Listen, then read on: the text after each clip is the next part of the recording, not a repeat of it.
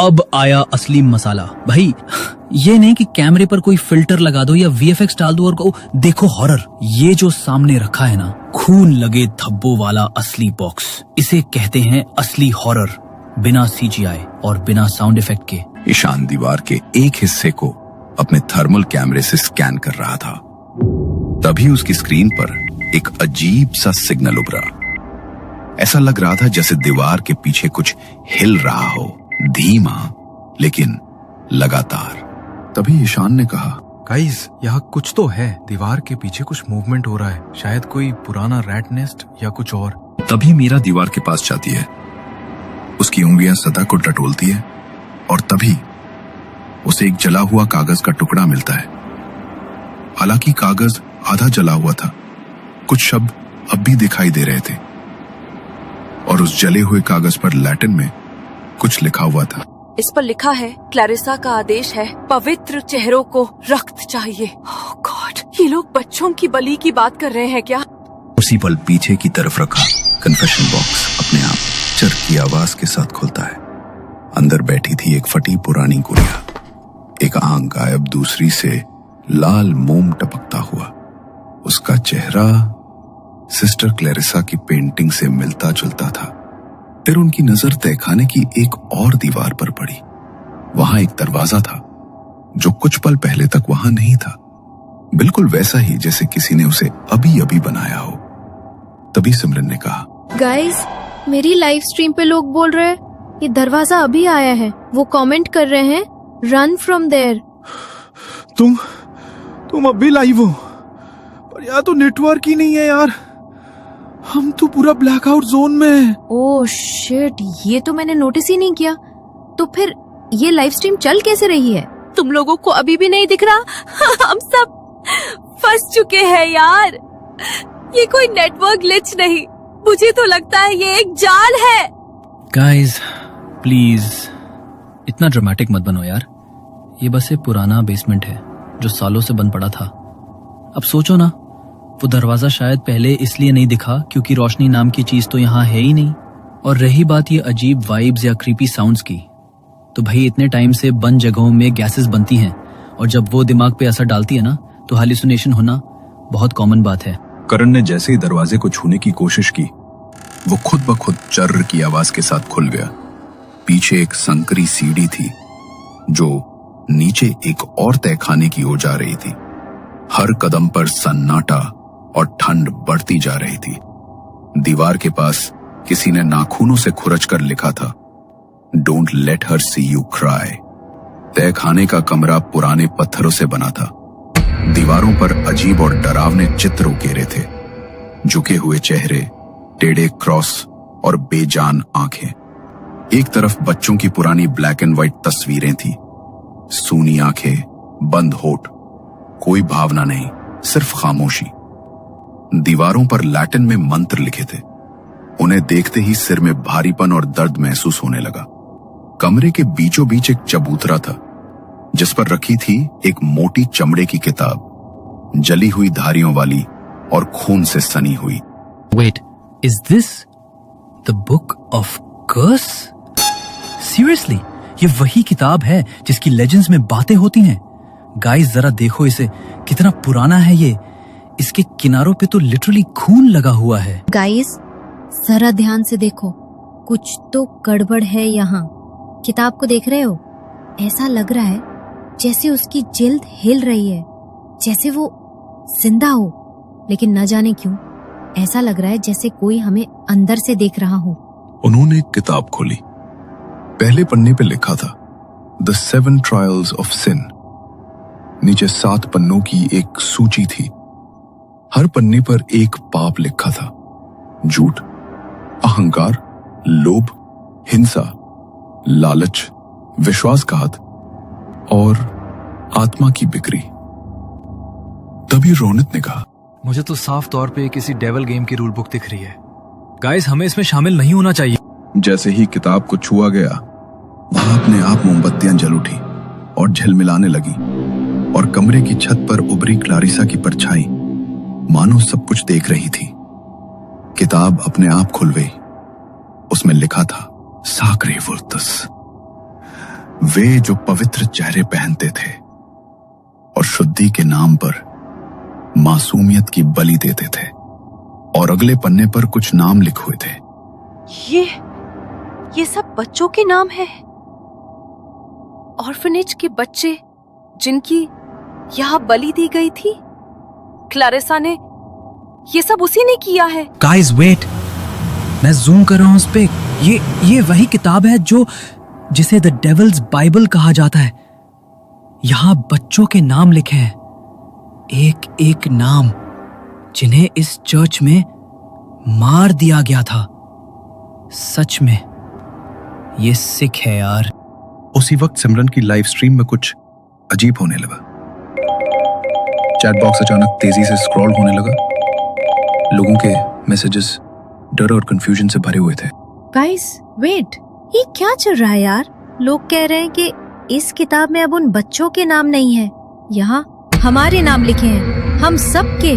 पर तभी ना जाने कहां से एक गुड़िया जमीन पर आकर गिरती है। आधी जली हुई, एक आंख बाहर निकली हुई, लेकिन चेहरा वो क्लारिसा से मिलता जुलता था। उसके पास एक पुरानी चिट्ठी रखी थी।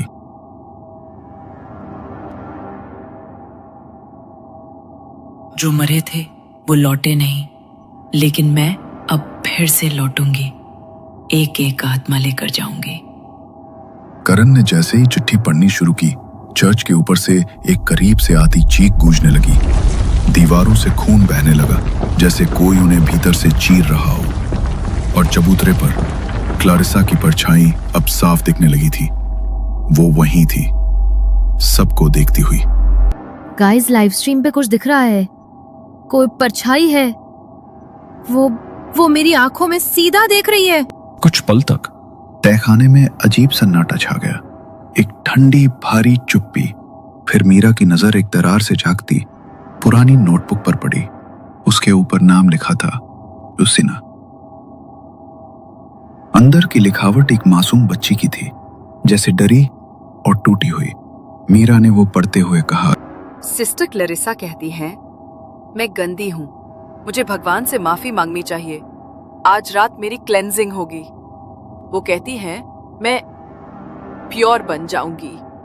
ये बच्ची शायद वही ऑर्फन थी जिसे क्लैरिसा ने मारा था। जैसे ही मीरा ने डायरी बंद की, तहखाने का माहौल अचानक बदल गया। हवा भारी हो गई।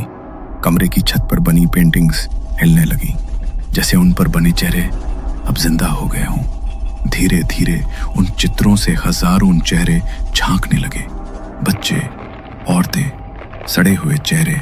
ऐसा लग रहा था जैसे सैकड़ों आत्माएं उन दीवारों में कैद थीं और अब उन्होंने चुप्पी तोड़ दी थी।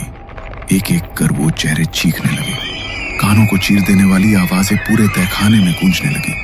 घबराकर सब लोग बाहर की तरफ दौड़े, लेकिन जैसे ही दरवाजे तक पहुंचे, वो जोर से दराम की आवाज के साथ बंद हो गया और अंधेरे में एक शैतानी आवाज गूंजी, धीमी और अंदर तक उतरती हुई, बाहर मत जाओ, खेल अभी शुरू नहीं हुआ है। स्टे, प्ले, ओबे।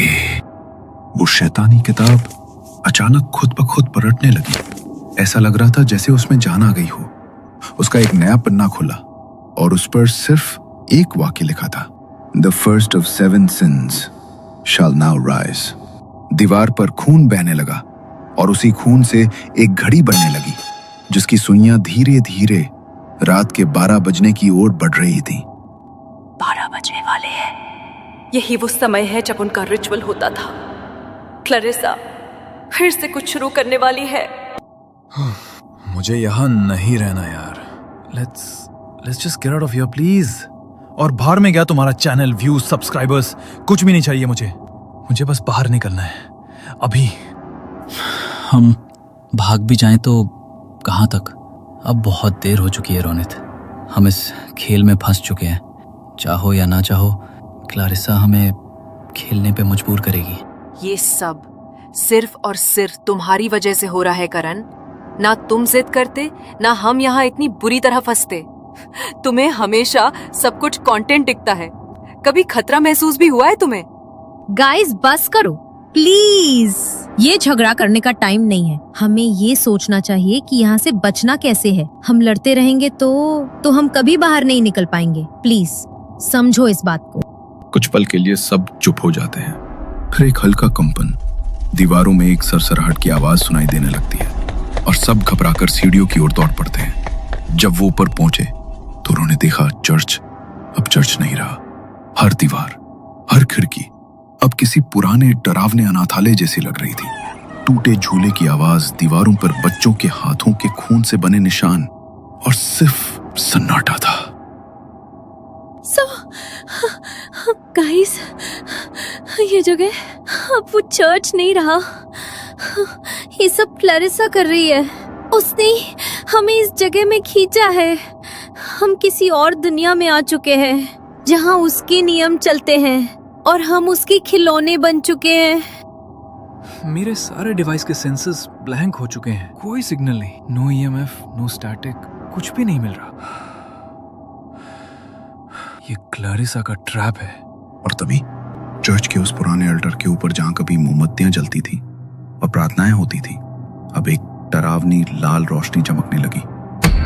पत्थर की सतह पर खून जैसी लकीरें उभरने लगी, जैसे किसी ने उन्हें नाखून से खुरचकर एक एक शब्द उकेरे हों। धीरे धीरे वहां एक वाक्य साफ दिखाई देने लगा। At the stroke of 12, the first sin shall bleed. Let the games begin. और उसी पल क्लेरिसा की परछाई छत से उतरने लगी। अब वो सिर्फ एक धुंधली आकृति नहीं थी, उसका चेहरा, उसकी आंखें, सब कुछ साफ दिख रहा था, मानो वो जमीन पर वापस लौट रही हो। उसकी आंखों से आग जैसी लाल थी और उसके होठों से निकली हुई फुसफुसाहट पूरे चर्च में गूंज रही थी। वेलकम माय चिल्ड्रन, अब तुम सब मेरे हो, मेरे खेल के प्यादे। ठीक 12 बजे चर्च की घड़ी खुद ब खुद बजने लगी और फिर से क्लारिसा की आवाज सबके दिमाग में गूंजी। अब पहला खेल शुरू होगा। तुम्हारे झूठ तुम्हारी सजा बनेंगे। सभी लोग अब दहशत में थे। सिमरन, तान्या, ईशान, रोनित सब बाहर की ओर भागने लगे, लेकिन करण वहीं का वहीं खड़ा था, बिल्कुल जड़, मानो किसी अनदेखी ताकत ने उसे अपनी पकड़ में ले लिया हो।